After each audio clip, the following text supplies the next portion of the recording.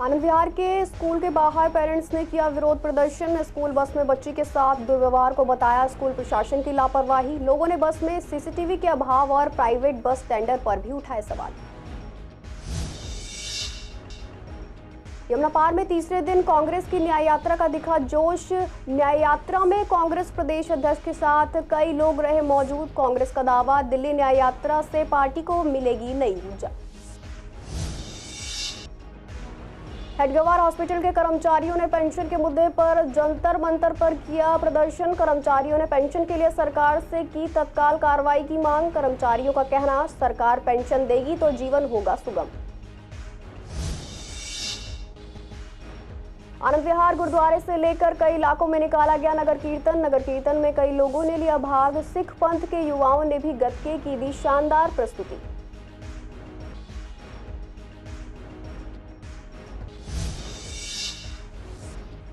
झिलमिल के राम रामेश्वर मंदिर में श्री कृष्ण कथा का हुआ समापन। साध्वी आस्था भारती ने महिलाओं के सशक्तिकरण पर दिया जोर। कथा समापन के बाद श्रद्धालुओं ने साध्वी जी का किया आभार व्यक्त।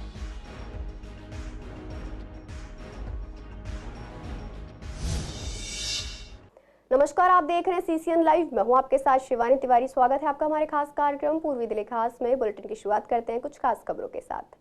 आनंद विहार के नामी स्कूल में हाल ही में 4 साल की नर्सरी में पढ़ने वाली बच्ची के साथ हुए दुर्व्यवहार के मामले ने पूरे क्षेत्र में आक्रोश पैदा कर दिया है। इस घटना को लेकर पुलिस ने पॉक्सो एक्ट के तहत मामला दर्ज कर ड्राइवर, कंडक्टर और केयरटेकर के खिलाफ कार्रवाई शुरू की है।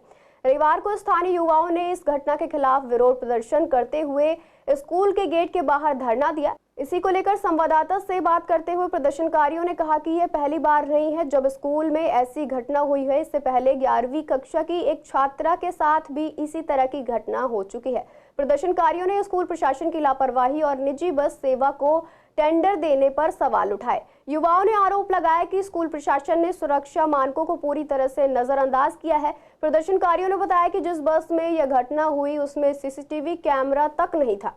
जब स्कूल प्रशासन से इस मुद्दे पर बात की गई तो उन्होंने कथित तौर पर कहा कि 4 साल की बच्ची को गुड टच और बैड टच के बारे में जानकारी नहीं हो सकती।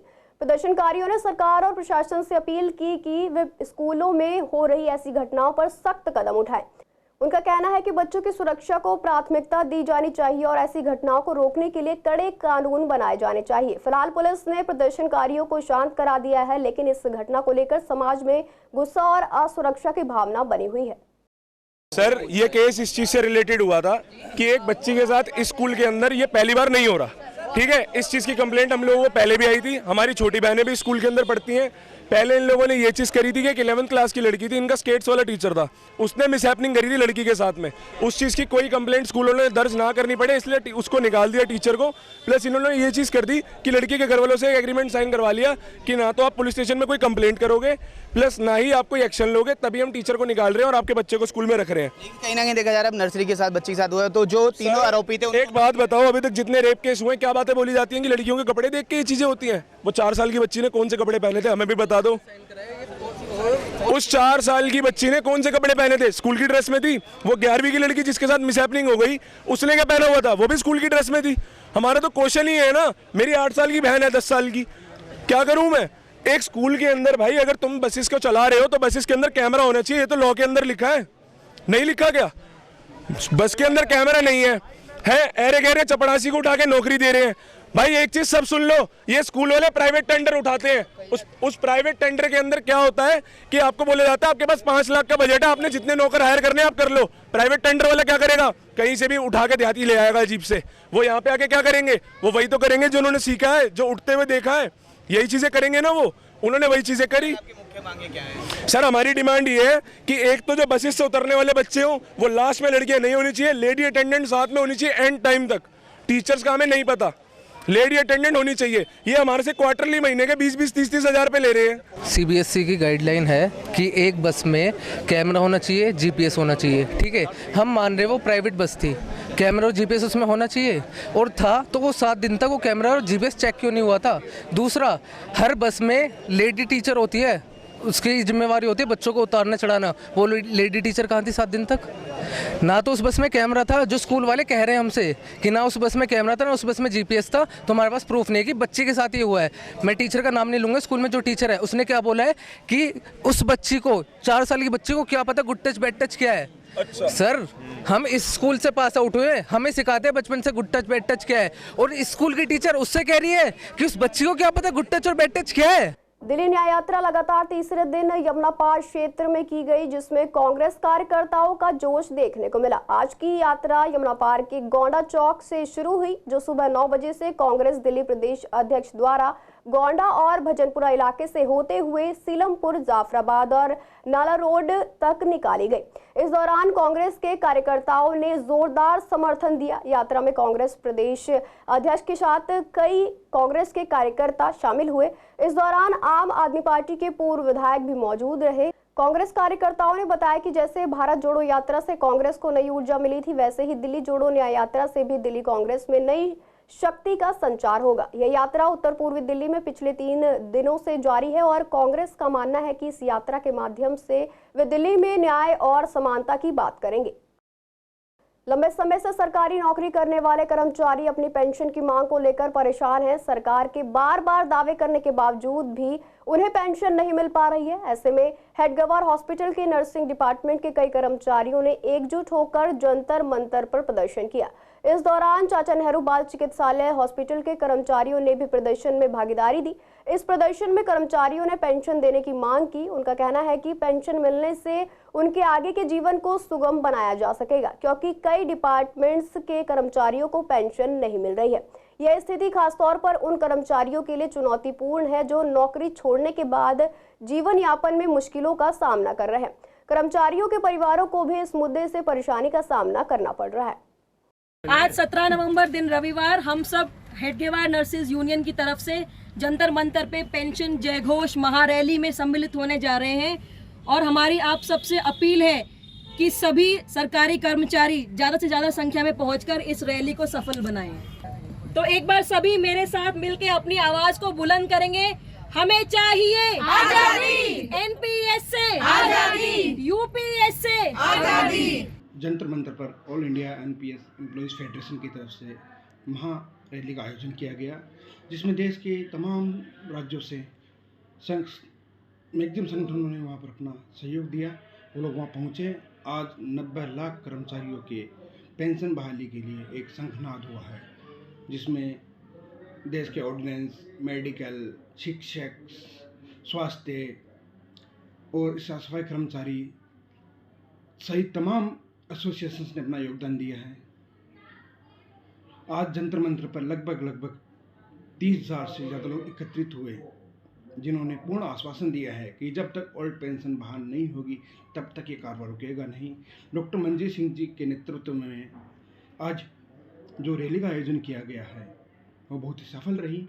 पूर्वी दिल्ली में गुरु नानक देव जी के प्रकाश पर्व को श्रद्धा और धूमधाम से मनाया गया। गुरु नानक देव जी के 555वें गुरु पर्व के अवसर पर आनंद विहार गुरुद्वारा से लेकर आसपास के इलाकों में भव्य नगर कीर्तन निकाला गया, जिसमें सिख समुदाय के साथ साथ अन्य लोग भी बड़ी संख्या में शामिल हुए।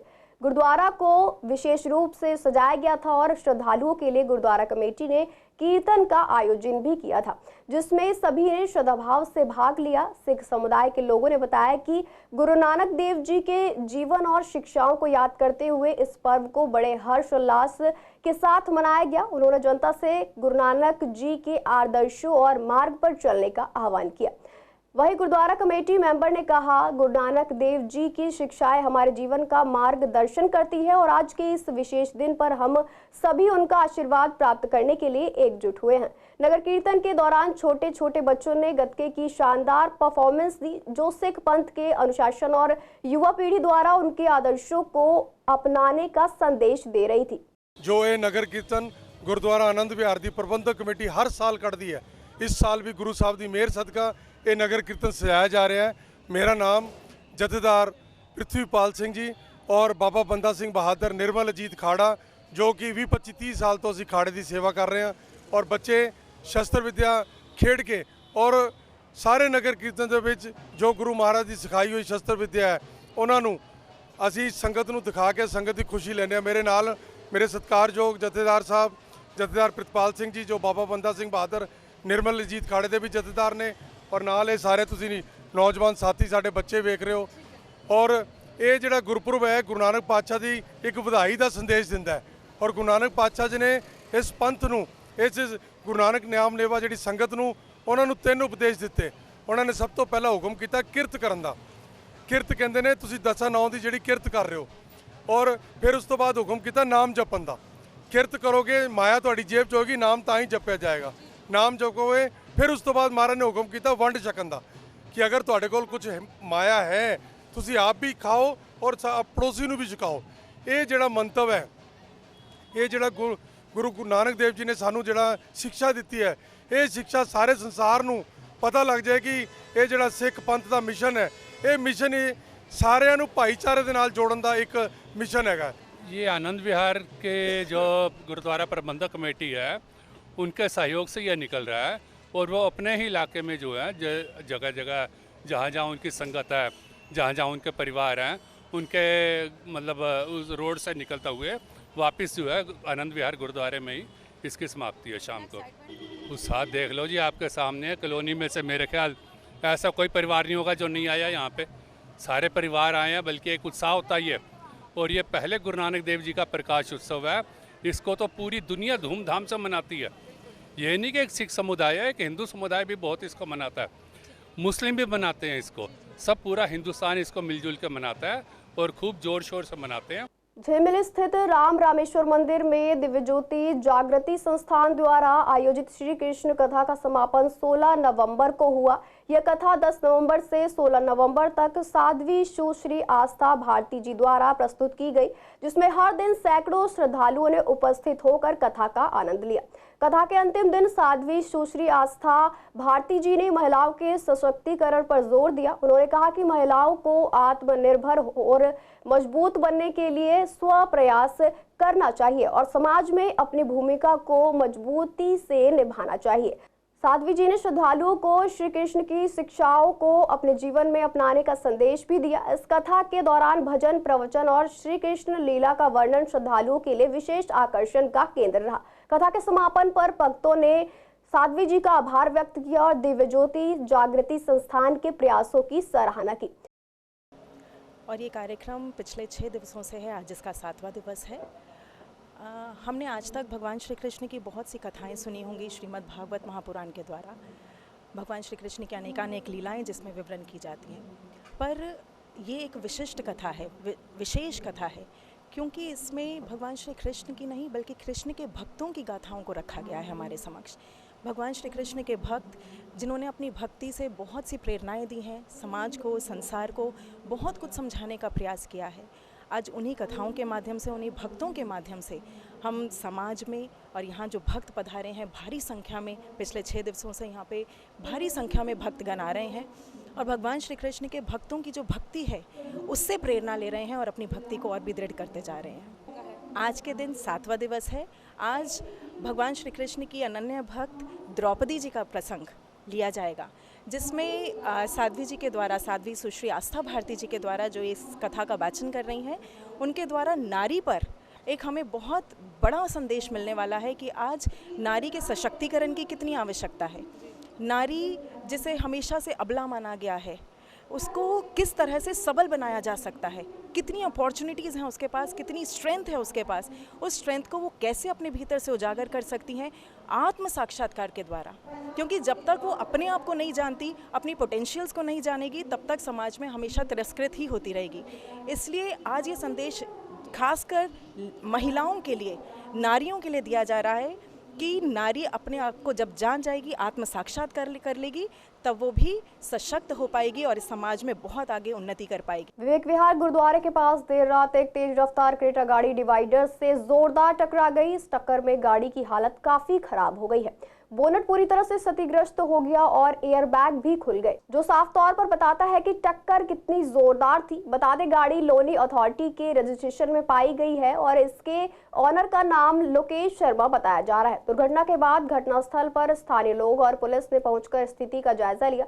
जानकारी के मुताबिक चालक ने अचानक एक गाय को बचाने के प्रयास में बैलेंस खो दिया, जिससे गाड़ी डिवाइडर से टकरा गई। हालांकि इस दुर्घटना में किसी को कोई बड़ी चोट नहीं आई, लेकिन गाड़ी की हालत से साफ था कि टक्कर काफी तेज थी। पूर्वी दिल्ली के शकरपुर इलाके के निर्मल साधना आश्रम में आज खाटू श्याम बाबा के विग्रह की प्राण प्रतिष्ठा विधि पूरी की गई। इस खास मौके पर केंद्रीय राज्य मंत्री हर्ष मल्होत्रा, निगम पार्षद रामकिशोर शर्मा के साथ कई नेता उपस्थित रहे। केंद्रीय राज्य मंत्री हर्ष मल्होत्रा ने इस अवसर पर पूजा अर्चना करते हुए खाटू श्याम बाबा से आशीर्वाद लिया और श्रद्धालुओं के बीच खुशी व्यक्त की। उन्होंने कहा, आज निर्मल साधना आश्रम में बाबा श्याम के विग्रह का प्राण प्रतिष्ठा हुई है। यह आयोजन बहुत महत्वपूर्ण है। हर्ष मल्होत्रा ने इस अवसर पर महाराज अमनदीप सिंह और उनकी पूरी टीम को इस कार्यक्रम की सफलता पर बधाई। उन्होंने कहा, लक्ष्मीनगर क्षेत्र में सांस्कृतिक विकास में इस मंदिर का बहुत बड़ा योगदान होगा और यह भारतीय संस्कृति की समृद्धि को बढ़ावा देगा। आज लक्ष्मीनगर में निर्मल साधना आश्रम में श्याम बाबा की विग्रह का यहाँ पर प्राण प्रतिष्ठा हुई है। मैं महाराज अमनदीप जी और उनकी पूरी टीम को बहुत बहुत बधाई और शुभकामनाएं देता हूँ कि लक्ष्मीनगर क्षेत्र के सांस्कृतिक विकास में उनका बहुत बड़ा योगदान है। जो भारतीय संस्कृति विश्व की सबसे समृद्ध संस्कृति है, धर्म का जागरण और जनता के बीच में भारतीय संस्कृति को प्रतिपादित करने में इस आश्रम का बहुत बड़ा हाथ है। मैं उनको बहुत बहुत शुभकामनाएं, बहुत बहुत साधुवाद देता हूं। जय हिंद सेवादार समिति ने प्रीत विहार में रक्तदान और स्वास्थ्य जांच शिविर का आयोजन किया, जिसमें बड़ी संख्या में लोगों ने रक्तदान किया और अपनी जांच मुफ्त में करवाई। इस शिविर में मुख्य अतिथि के रूप में कांग्रेस नेता गुरचरण सिंह राजू, पूर्व पार्षद बबीता खन्ना और राहुल जैन उपस्थित रहे। गुरचरण सिंह राजू ने रक्तदान को महादान बताते हुए कहा कि ऐसे कैंप समाज के लिए बहुत महत्वपूर्ण हैं और इन्हें समय समय पर आयोजित किया जाना चाहिए। वहीं आयोजकों ने जानकारी दी कि यह उनका 41वां रक्तदान शिविर था, जिसमें 150 से 200 लोगों ने भाग लिया। रक्तदाताओं ने भी रक्तदान को स्वास्थ्य के लिए फायदेमंद और जरूरतमंदों की मदद का अनमोल अवसर बताया। इसके लिए हम काफ़ी सालों से इसमें लगे हुए हैं और ये जो रक्त की कमी पूरे हिंदुस्तान में रहती है, इसको पूरा करने का बीड़ा हमने आज से 25 साल पहले उठाया और हमने देखा कि बहुत लोगों को रक्त की कमी रहती है। एंड समय पे रक्त मिलता नहीं है, लोग बहुत परेशान रहते हैं। इसको पूरा करने के लिए हमने ये ब्लड डोनेशन कैंप 1994 से चालू किया था और आज हमारा 41st कैंप है ये। और जब से हम लगातार लगाते आ रहे हैं, साल में 3 कैंप हम ऑर्गेनाइज करते हैं जी। बिल्कुल बिल्कुल आ रहे हैं। काफ़ी लोग आ भी चुके हैं सुबह से और अभी भी उम्मीद है काफ़ी लोग जुड़े। कैंप इसलिए बहुत ज़्यादा फायदेमंद है कि हमारे थोड़ी सी कोशिश से अगर किसी भी एक भी ब्लड जो जिसको रिक्वायरमेंट है उसका भला हो जाता है तो हमारे लिए वो बहुत बड़ी अचीवमेंट है। हम चाहते हैं कि हमारे कार्य करने से लोगों का भला हो, उनको वक्त पे रक्त मिल जाए। समाज के अंदर ऐसे लोगों की जरूरत है जो ऐसे आगे बढ़ के काम करें और ऐसे लोगों के लिए सेवा का भाव रखें अंदर, क्योंकि आज राजनीतिक लोग तो अपने मफाद के लिए लगा सकते हैं, लेकिन जय हिंद सेवादार समिति जो है, इनके पदाधिकारी जो हैं, वो किसी राजनीतिक दबाव के अंदर ना आके अपनी सेवा के लिए काम करते हैं कि समाज की हम सेवा कैसे कर सकते हैं, तो उसके अंदर ये सेवा कर रहे हैं। और मैं इनका बहुत बहुत आभार व्यक्त करता हूँ कि ऐसे समाज सेवियों की आज ज़रूरत है जो बिना भेदभाव के, बिना किसी चीज़ लगाव के काम करते हैं। ब्लड डोनेशन का जो कैंप लगाया उन्होंने और इसमें हेल्थ चेक कैंप भी लगाया हुआ है, तो मैं इनको बहुत बहुत बधाई देता हूँ। कि देखिए, रक्तदान तो महादान कहा जाता है, इससे बड़ा दान कोई नहीं होता और रक्तदान के माध्यम से हम लोग अपना रक्त को डोनेट करके कई ज़िंदगियों को बचा सकते हैं, क्योंकि ये मानव सेवा का सबसे अच्छा माध्यम है। मैं इसके लिए विशेष रूप से जय हिंद सेवादार समिति को बहुत बहुत साधुवाद देना चाहता हूँ। और भी बहुत सारे चेकअप हो रहे हैं, बोन्स टेस्ट है, शुगर टेस्ट है और आई टेस्ट है, और इस तरह से जो ब्लड डोनेशन कैंप है, कहते हैं रक्तदान महादान है, और ये समय समय पर बहुत सालों से ये लोग लगाते रहते हैं। मैं चाहता हूँ कि लोगों की सेवा होती रहे इसी तरीके, और मैं हर तीसरे महीने निकलवाता हूँ। बहुत अच्छा लगा। ना कोई दर्द नहीं है, ना कोई डर है हमारे अंदर। हम हमेशा 3 महीने पे देते रहते हैं। ये मेरा 19वीं बार है। नहीं, मैं पहले भी कर चुका हूँ, कई बार कर चुका हूँ। तकरीबन हर साल मैं ब्लड देता हूँ। I feel good. Blood is a liquid love and we should always donate, give to others. इससे किसी की जान ही बचेगी तो अच्छी बात है। वो जब मैं यंग था, मतलब कि तब मुझे भी शायद डर था, बट मैं एक ऑर्गेनाइजेशन है सत्य साईं बाबा की, वहाँ पे मैं डोनेट करने गया तो उसके बाद से मेरा डर निकल गया। तो मैंने हमेशा हर साल ये इंश्योर किया कि मैं हर साल ज़रूर डोनेट करूं ब्लड। नहीं, ब्लड देना चाहिए, फीमेल्स के लिए भी बहुत अच्छा होता है, नया खून बनता है और बॉडी में जो हार्मफुल केमिकल्स होते हैं वो भी निकलते हैं और दूसरे की जान बचती है, तो किसी की हेल्प करने की उससे भी हमें देना चाहिए। वो मेंटली एक बैरियर होता है, वैसे वीकनेस नहीं होती है, डिपेंड करता है वो उसे अच्छे से खा के और मेडिकल ट्रीटमेंट्स के अंदर देना चाहिए हमें। फिलहाल के लिए पूर्वी दिल्ली खास में इतना ही। ऐसी तमाम अपडेट्स के लिए बने रहिए सीसीएन लाइव के साथ।